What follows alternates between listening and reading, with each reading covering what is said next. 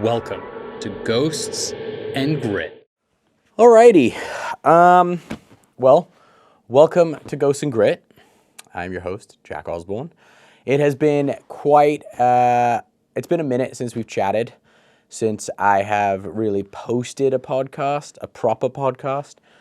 And I kind of wanted to use this opportunity to share with all my viewers and listeners kind of a bit about what's been going on over the last 6 months. For people who subscribe to my channel or the Osborne's main channel, it's very clear that things have slowed down, things are not the same, and I'm going to get into that. But I want to use this opportunity to kind of get a bit personal, share about what kind of year I've had, share about some of the things I've learned about myself, some of the things that I've changed, some of the things that I am continuing to work on as it relates to both business, family, you name it. So yeah, I guess I'm going to dive right in. We'll start with work. What happened? All right, so it's no secret, Osbourne Media House shut down. The reason Osbourne Media shut down, it's not a simple answer. It's a very long-winded answer, but I'm going to try and make it as short and as concise and as easy to digest. Firstly, it had nothing to do with our viewers. It had nothing to do with, not that that would have been a huge reason for us to shut it down, but I learned so much about the loyalty of our fans over the last year and a half, and it has been such a amazing experience to remove a network or a buffer between the family and our audience. For the last 21 years, myself, my mom, my sister, we've all worked for networks. We've all done, we've worked for people to release content. And so there was always a middleman. We never had direct ability to create exactly what we wanted and then release it to our fans the way we wanted it, how we wanted. And so it was an amazing experience learning how to do that. The big thing is just that we were learning how to do this. I started Osbourne Media House on just an idea. I saw the way media was going, how TV was drying up. It is drying up.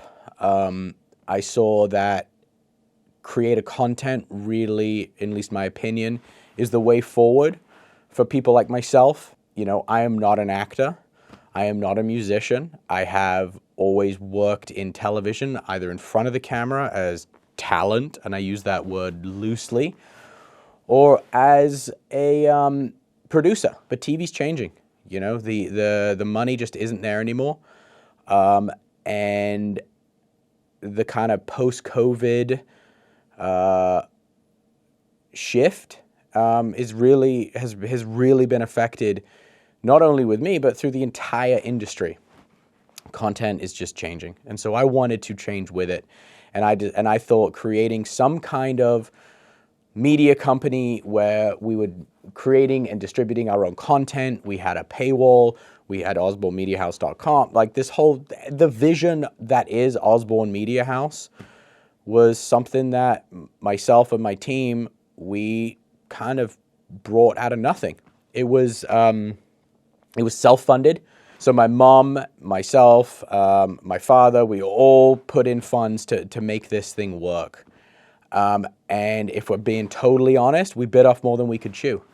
It was a behemoth, and we had to learn from our mistakes as we went along. And while we were learning from our mistakes, we were relying on information from other people about, okay, how do we grow this? How do we change the direction? How do we, because the dollars and cents in the podcasting world changed as we were building this. So we had to change with it. Unfortunately, we didn't change fast enough, and we hit a wall, and my parents made the decision. They were like, hey, listen, we don't want to keep financially dumping money into this because we don't see this as something that makes sense for us right now. And that was purely based on work schedule for both of my parents. It was based on work schedule of both my parents. It was based on my dad's health and his ability to participate. And it was based on everyone just kind of having life. You know, my sister, she enjoyed it. She liked participating in the podcast, but she's got a baby, she's got a family, she wants to kind of focus on that. And my mom had a lot of commitments elsewhere, and so it became very difficult to kind of corral everyone to one place to create the content that we needed. We discovered that the content that best performed with the Osbournes was the current stuff. People don't want to sit and always listen to us talk about freaking, oh, what's your favorite ice cream? Like, whatever. You know, I think that our viewers, you guys, I really feel like you guys enjoyed hearing us talk about the stuff that was happening today and now and keeping it current. And I enjoyed talking about that the most. It was the things that I relate to. It's the stuff that I get excited about. All right, I love a great deal as much as the next guy, but I'm not going to crawl through a bed of hot coals just to save a few bucks. It has to be easy. No hoops, no BS. So when Mint Mobile said it was easy to get wireless for $15 a month with a purchase of a 3-month plan, I called them on it. Turns out it really is that easy to get wireless for 15 bucks a month. The longest part of the process was the time I spent on hold waiting to break up with my old provider. To get started, go to mintmobile.com/ghosts. There you'll see that right now, all 3-month plans are only $15 a month, including the unlimited plan. Every plan comes with high-speed data and unlimited talk and text delivered on the nation's largest 5G network. You can even use your own phone with any Mint Mobile plan and bring your number along with you. And all of your existing contacts that you can brag about your great deal. Find out how easy it is to switch to Mint Mobile and get 3 months of premium wireless service for just 15 bucks a month. To get this new customer offer and your new 3-month premium wireless plan for just 15 bucks a month, go to mintmobile.com/ghosts. That's mintmobile.com/ghosts. Cut your wireless bill to 15 bucks a month at mintmobile.com/ghosts. There is a $45 upfront payment required, equivalent to $15 a month.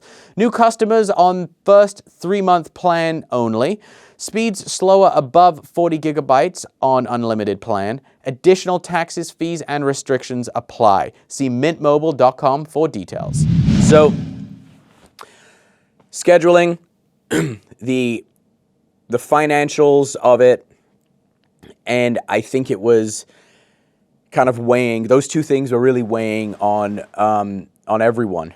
So there was a decision that was made that unless we kind of figured it out by August, that we were going to have to hit the pause button on Osbourne Media House, and that's what happened. So for the viewers of my channel, for the folks that like tuning into Ghosts and Grit, it's really apparent that things have changed. The reason why, for me, was I didn't have a team anymore. You know, I couldn't keep everything going with, you know, all my staff and my producers, and they were the best of the best, and I didn't want to hold them back. I didn't want to say, hey, let's figure this out. I kind of hit the pause button too, and I've been doing a bit of a pretty scaled down version of before. That's why the content's been different. I just have one producer I work with now, and we're figuring this out. You know, it's no secret that this new media content creation game it's difficult. It's not easy, and it's something that I've been really trying to figure out. Like, how am I going to continue this in a way that feels genuine and authentic to me, in a way that I can be consistent, and in a way that I can deliver authentic content to my viewers. And so we're in this transitional phase, and I'm really excited about the opportunities that are out there. I'm thinking about changing. I'm actually not thinking. I'm going to be changing content to a direction that best suits me. I've had a really amazing career in television. I have lived so many lives in television, from being, a world-traveling adventure sports athlete to paranormal investigator to working in law enforcement to doing music coverage. I mean, I've done so many things in television, and it's always been like, oh, here's like a little sliver of who Jack is, like, but I've never really been able to be my true authentic self because I think I've been afraid, if I'm being honest. When you work in television, and for me, when I got started in television, it was me being my authentic self at home with my family when I was 15, 16 years old, and I got a lot of flack for that. It was a really, doing the Osbournes at that age was an amazing experience, but it was also at a time where people weren't as nice, and I got a lot of criticism for just being myself. And so I think a part of my not ever really wanting to open up about who's the authentic me in my work anymore is out of fear of that, and I'm kind of done with that now. I'm really looking to change my experience in how I create. I'm thinking about doing more podcasts kind of like this, where I'm just using it as like a bit of a check-in, using it as a way to, as I said, be my authentic self. I will touch on paranormal because that's been a part of my life for the last 10 or 12 years, and it's something that I enjoy. If I'm being totally honest, like, I enjoy paranormal, but my life is not paranormal. I know that, there are a lot of investigators out there. There's a lot of people in this space that they live and breathe it, and I did for a long time. I did a lot of investigating. I did a lot of paranormal content. I learned a lot about what it is, or what I think it is. I learned how to do, like, I had a really amazing ride working in the paranormal space for, cable networks. But that came at a price. About 18 months ago, I guess I'll get into it. About 18 months ago, information came to me that led me to believe that I had a pretty significant kind of negative attachment. It was affecting myself. It was affecting members of my family. Whether people listening to this believe me or not, I don't care. I believe this is what happened. And I was told that it was a kind of demonic entity. I was given its name. And it is something that had very much been ramped up because of the work I was doing in the paranormal. But I also learned that it had been something that had been around my family for generations. And that's when things start getting weird. When you start kind of going like, wait, what? Like, this is like a generational kind of attachment. And for the longest time, I did not believe in the demonic. I did not believe in that. I just thought that was too much of a kind of Judeo-Christian belief set on the spirituality, but I was wrong. I was absolutely wrong. And after that event of realizing this and then going, okay, I have to figure out how to engage with more of the positive and the light and like not lean into the dark elements of this anymore, I had the realization that like I don't think I can be doing paranormal investigating like I did. Man, this is very difficult for me, if I'm being honest.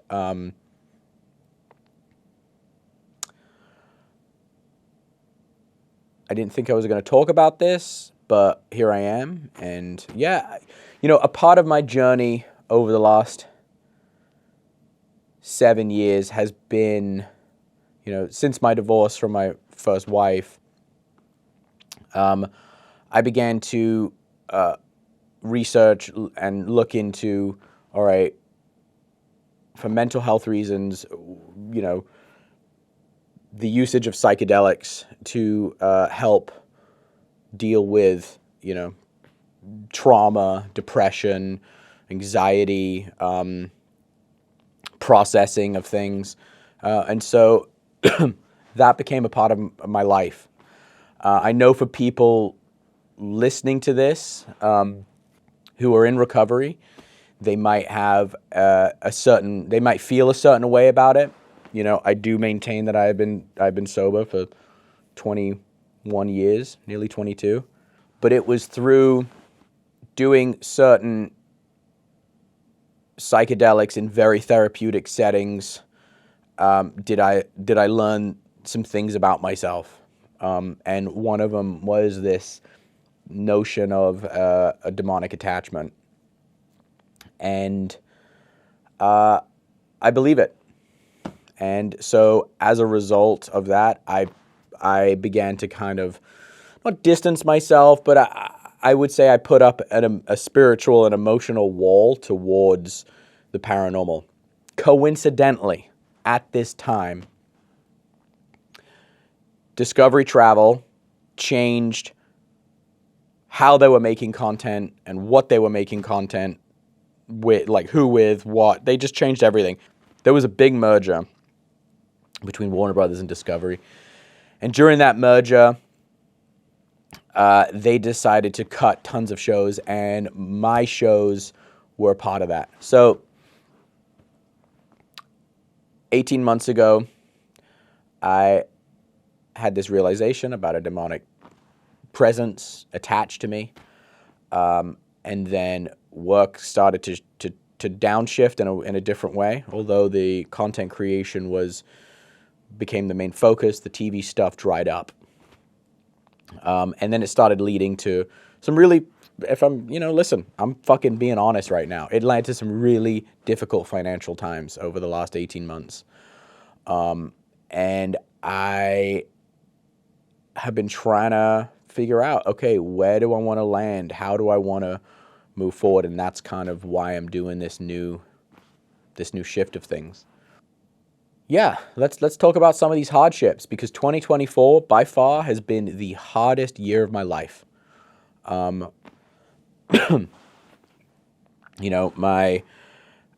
dealt with very early on in 2024 a bit of a shift in how I was living my life, and I wanted to make some changes, and I wanted to live in a bit more. I wanted to be more in integrity and more in honesty. And I recommitted to 12-step recovery.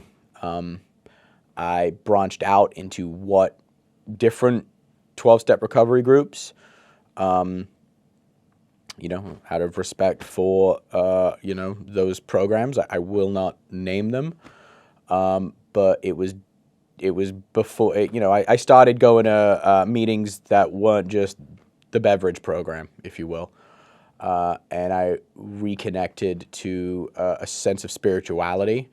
I began to do some deep work in a way that I've never done deep work. And it has been profoundly life-changing for me. And so that's going to be a little bit more about the content that I'm making moving forward. I will be talking more about recovery and what that looks like for people. Because for the longest time, I did believe that it was black and white. You're either in recovery or out of recovery. There's no gray area. But I believe that people's recovery can and should be unique to them. And that isn't a cop-out.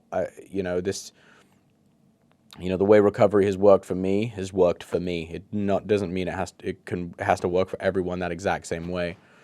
But having that conscious contact with a higher power and feeling like I'm leaning into the light versus the dark has been a godsend for me, because this year, as I said, has been so tough. So it's kind of 2024 started with a real deep dive back into recovery. And then kind of the financial shit really started taking a squeeze on me in kind of February, March. And then I found out that I had a bit of a tax issue.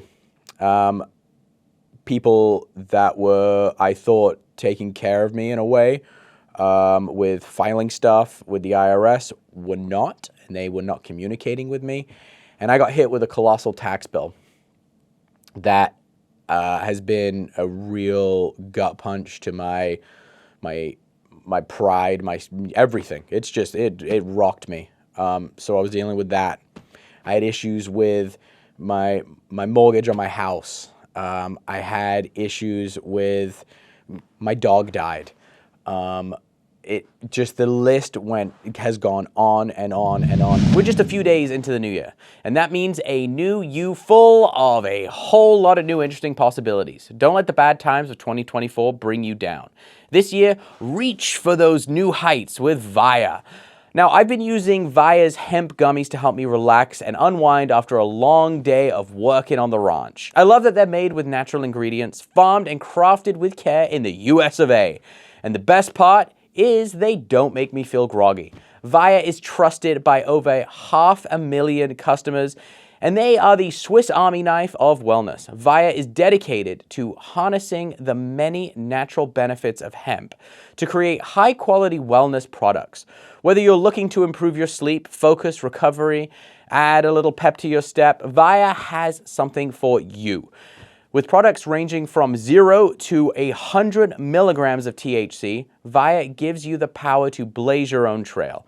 VIIA is well-renowned for their award-winning THC and THC-free gummies and vapes, THCA flower, soothing topicals, and calming drops, all crafted with the highest quality hemp sourced from trusted, independently owned American farms.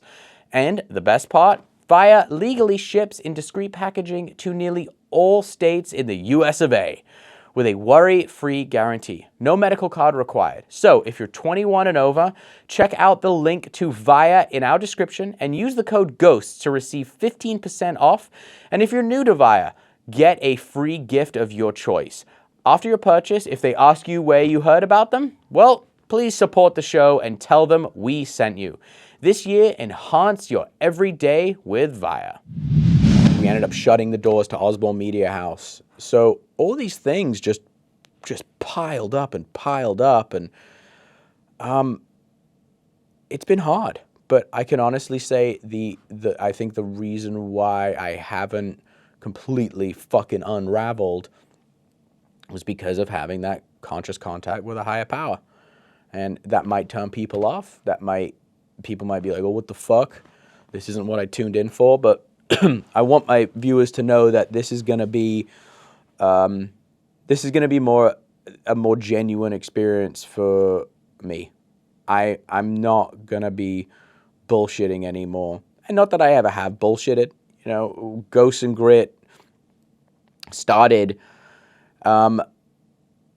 we didn't really know what we were going to do when we started it. We started as an interview channel, and then we started doing more paranormal breakdown stuff, and it's taken many different evolutions. And although I enjoyed it, I didn't feel like it was genuine. So now, this is a part of me being genuine. It's a part of me being honest. I'm not going to hide behind... oh, hey, that's Jack Osbourne, Ozzy Osbourne's son. Like, he had, I bet you everything's great there. And absolutely not. I'm a human being having a human experience. And this year's been tough. I have been having that, kick in the nuts type human experience. And I'm okay with it. I'm exactly where I need to be. There's lessons that I've learned that I could never have learned any other way. And I think it is important that I use my platform, use my, my ability to communicate things. And I need to share what it is that I've gone through and how I've gone through it. Because I didn't do it alone. I'm not one of these motivational guys that's like, you just get up and you decide to do it and you do it. No. that plays a role in it. Just the get up and do it does. But it's taken. This year has been so life altering, and I want to share with you all what that's looked like. My main passions in life are things that I don't really talk about out of fear. Some people might know, I love jiu-jitsu. That's been something that I fell into in the last 5 years, and it has been life-changing for me. And I do it anywhere from 3 to 4 days a week. I train in LA. I have this amazing gym. My coach is a fucking godsend. He is an amazing, amazing man, and I'm very lucky to be at the gym I'm at. So as a result of that, I'm going to be launching a jiu-jitsu podcast with 2 of my buddies. And so that's going to be coming out in the next couple weeks as well. It's going to be a totally different channel. We're calling it Pajama Party. I'm doing it with my friend Ryan Drexler and my buddy Sean Avery. We're just going to be talking about jiu-jitsu, talking about everything to do with the sport, competition, gi, no gi, just all that nerdy stuff. And for me, it's not about like anything other than I love the sport. I love participating in the sport, and I just want to chat about it because that's a part of me being more in my authentic self. So that's going to be happening. Other things that are so important to me, my family. I realize, that you only get so much time with your kids. They're only kids for so long, and I need to spend more time with them. I need to be more present. I need to teach them things. I realize that, I've probably been relying on other people to teach my kids things, and I've had such an amazing journey so far in life, and I have so many lessons to teach them. And so, parenting and parenthood, that's going to be kind of coming up in some podcasts moving forward. Yeah, I think, I guess the easiest way to sum this up is that I'm going to just be talking about the things I love. I love my family. I love my wife. I love the activities, my hobbies, whether it's hunting or jiu-jitsu or climbing or just being outdoors in nature. It's so important. And there's going to be a bit of a theme. I'm still trying to figure it all out myself, but like this notion of kind of what's your tribe, where's your tribe, and what does your tribe do? I've said this for a long time, human beings we only in the last couple hundred years have moved away from a tribal structure. We didn't evolve to be in single family homes. We didn't evolve to be these kind of lone creatures. We evolved out of caves with tribal communities. And I do believe that the fact that,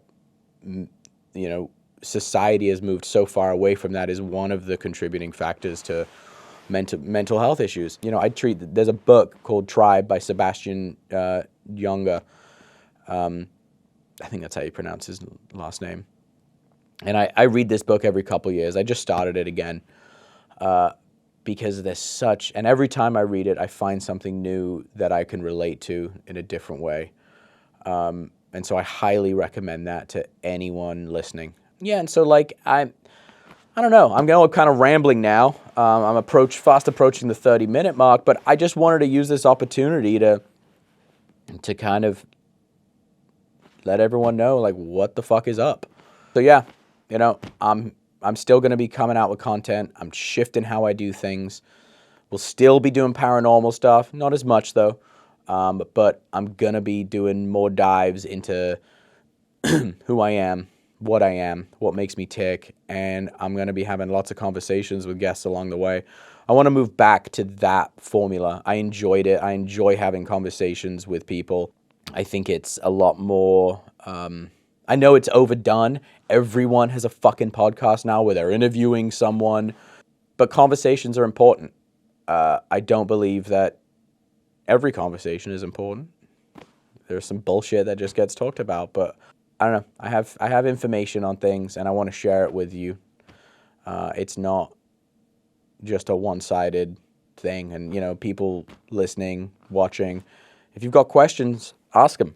A part of my new evolution of who I am is that the only social media that I engage in is either my Patreon or my YouTube channel. I don't actually touch any of my social media. I have someone that does that for me. I think social media is probably the single most detrimental health crisis this world will ever know. Although it's beautiful and amazing and can bring so much, there's also a lot of negativity in it. So over the last year, over a year, I haven't actually engaged in any social media. I don't watch it. I don't, I have someone post for me. So if you want to get a hold of me, post it on my YouTube, comments, or go to my Patreon and you can send messages. You don't have to be a paid subscriber to send a message on there. And I'll see it. So yeah, I hope this doesn't disappoint anyone. I hope this doesn't turn people off. Oh, fuck that. I thought he was the ghost guy or whatever. I want to go into 2025 in a way that is honest and authentic, and I want to just share what I'm going through and where I've been and what I've learned along the way. So thank you. Make sure you hit like and subscribe. There's going to be more content coming, some more ranch content coming. But yeah, thank you. I appreciate you all, and I'm so grateful for the fans that I have. It's kind of been the only thing keeping me going, especially since August. Is like, oh man, I gotta keep putting stuff out. I've got responsibilities to my fans and my subscribers, and this is a work in progress. We're making tweaks, and we are gonna be doing things. We're gonna be doing better. I'm still figuring this out. Thank you all. Much love, and I hope you all have had a wonderful holiday season. And man, I cannot wait for 2025 because fuck 2024. Lessons learned.